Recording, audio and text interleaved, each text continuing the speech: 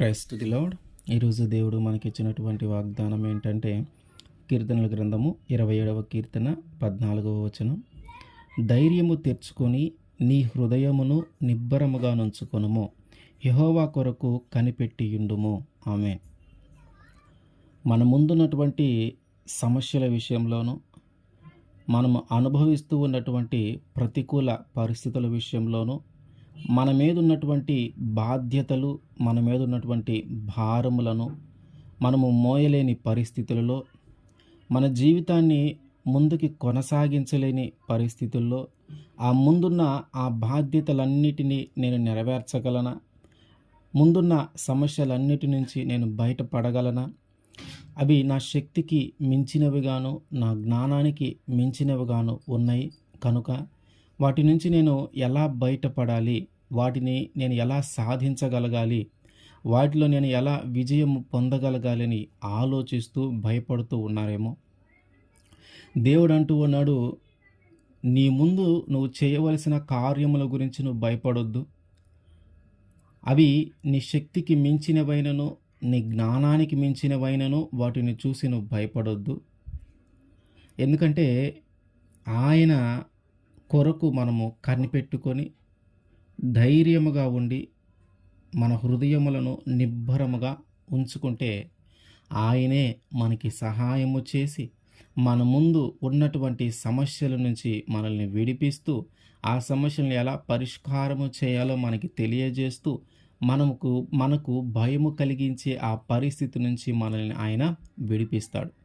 మన ముందున్న బాధ్యతలను, మన మీదున్న బాధ్యతలను, మన ముందు చేయవలసిన కార్యములను గురించి మనము భయపడక నిబ్బరము కలిగి ఆయన కొరకు ఎదురు చూస్తే ఆయనే వాటన్నిటిలో మనకి విజయాన్ని ఇస్తాడు. మోషే గారు ఇక దేవుడు నన్ను ఈ యోర్దాను దాటి అవతలికి రావద్దు అన్నాడు కనుక ఇక నేను అక్కడికి రాలేను, నాకు ఇప్పటికే 120 సంవత్సరాల దాకా వచ్చి ఉన్నాయి, బహువృద్ధాప్యంలో ఉన్నాను కనుక ఇక నేను ప్రయాణము కొనసాగించలేను, కనుక మీరందరూ కూడా క్షేమంగా వెళ్ళండి, దేవుడు ఇచ్చినటువంటి వాగ్దానము ప్రకారము పాలు తేనెలు ప్రవహించి ఆ దేశంలోనికి ఆయన మిమ్మల్ని ఖచ్చితంగా నడిపిస్తాడు.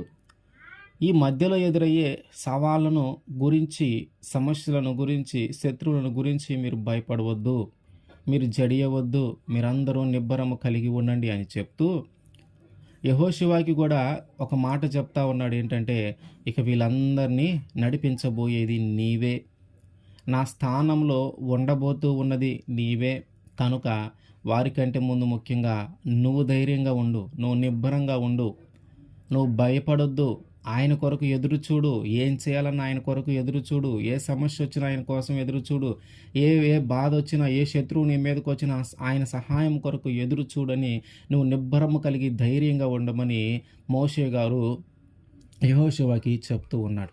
అంటే ఆయన మీదున్న బాధ్యతలన్నీ ఇప్పుడు యెహోషువ మీదకి వస్తూ ఉన్నాయి.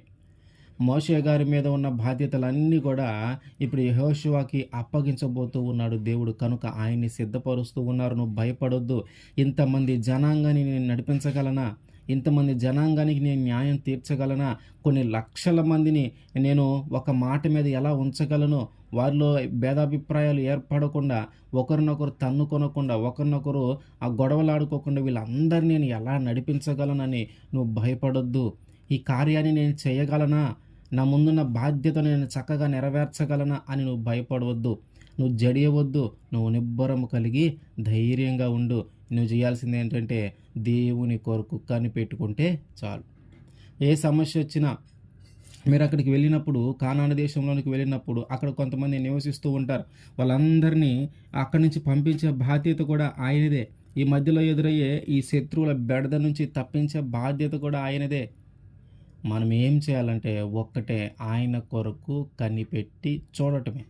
అంటే ఎప్పుడు సహాయము చేస్తాడా అని ఎదురు చూడటమే, ఎప్పుడు రక్షిస్తాడా అని ఎదురు చూడటమే, ఎప్పుడు శత్రువుల చేతిలో నుంచి విడిపిస్తాడా అని ఎదురు చూడటమే. ఆయన కొరకు కనిపెట్టుకుంటే చాలు.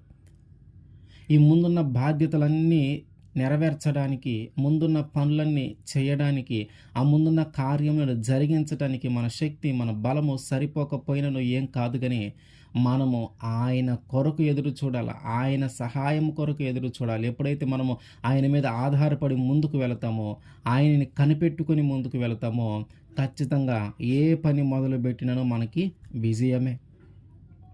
మన జీవితంలో కూడా మన ముందున్న సమస్యను చూసి మనము భయపడొద్దు. ఎందుకంటే ఆయన చెప్తున్న మాట ఏంటంటే, నువ్వు ధైర్యంగా ఉండు. నువ్వు అనుభవిస్తున్నటువంటి కఠినమైన పరిస్థితులు కావచ్చు, నువ్వు అనుభవిస్తున్నటువంటి ఆ ప్రతికూల పరిస్థితుల్లోనైనా నువ్వు ధైర్యము చెడిపోక నిబ్బరము కలిగి నువ్వు ధైర్యంగా ఉంటే ఆయనే మనల్ని ముందుకి నడిపిస్తాడు. ఆయనే మనల్ని ముందుకి తీసుకొని వెళతాడు. ఆయనకి అసాధ్యమైనది ఏది లేదు, సమస్తము సాధ్యమే. ఆయన నమ్మదగిన దేవుడు. ఒక మాట చెప్పి లేదా ఒక మాట ఇచ్చిన తర్వాత మళ్ళీ దాన్ని తప్పిపోయే దేవుడు కాదు. కనుక నువ్వు నిబ్బరము కలిగి ధైర్యంగా ఉండి నువ్వు చేయాల్సింది ఏంటంటే దేవుని కొరకు ఎదురు చూడాలి. ఎందుకు నీ ధైర్యం ఏంటంటే, నీ ధైర్యము దేవుడే. మన ధైర్యము యేసుక్రీస్తు వారే. ఆయనే మన ధైర్యం. ఆయన నడిపిస్తాడని, ఆయన విడిపిస్తాడని, ఆయన కాపాడతాడని, ఇవన్నీ మన హృదయంలో ఉంచుకున్నప్పుడు మనము ధైర్యంగా ఉండగలుగుతాం.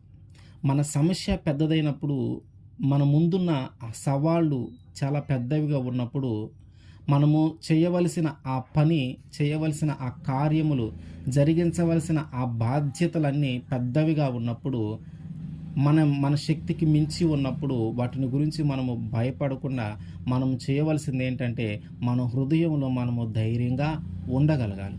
ఆ హృదయంలో ధైర్యం ఎప్పుడు వస్తుందంటే, దేవుడు నన్ను ఆదుకుంటాడు, ఈ సమస్య వచ్చిందంటే ఈ సమస్య నుంచి దేవుడు నన్ను విడిపిస్తాడు, ఒక శత్రువు నా మీదకి యుద్ధానికి వచ్చాడంటే దేవుడు ఆ శత్రువు మీద జయమును నాకు ఇస్తాడు, ఒక శత్రువుని జయించగలిగే ఆ శక్తి నాకు లేకపోయినా నా తరపున ఆయన నుండి యుద్ధం చేస్తాడు అనే ఒక నమ్మకము నీలో ఉండాలి. అప్పుడే ఆ ధైర్యం మనకి వస్తుంది.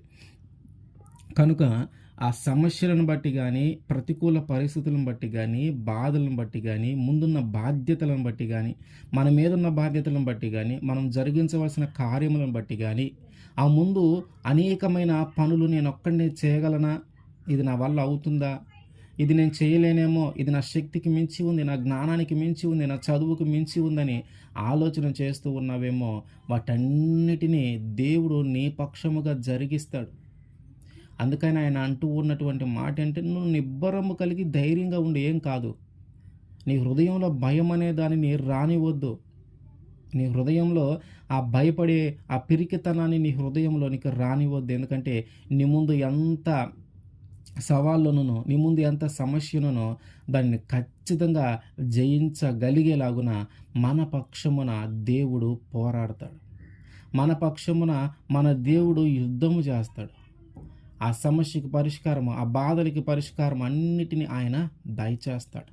ముందున్న కార్యములు, జరిగించవలసిన కార్యములు ఎంత పెద్దవైననో సరే, అవి ఎంత బాధ్యత అయినా సరే, అవి మన శక్తికి మించినవైనా సరే, మన జ్ఞానానికి మించినవైనా సరే, ఆయన ఖచ్చితంగా దాని నుంచి మనల్ని విడిపిస్తాడు. వాటన్నిటిలో విజయాన్ని మనకి ఇస్తాడు. కనుక ఈ పరిస్థితులను బట్టి నువ్వు కృంగిపోకుండా నీ హృదయంలో ధైర్యముగా ఉండు. నిబ్బరము కలిగి మనము ధైర్యంగా ఉంటే మన తరపున పోరాడేది మన దేవుడే. అందుకు ఆయన అంటూ ఉన్నటువంటి మాట ఏంటి? యుద్ధము యెహోవాదే, ఆయనే మన పక్షానుండి పోరాడతాడు.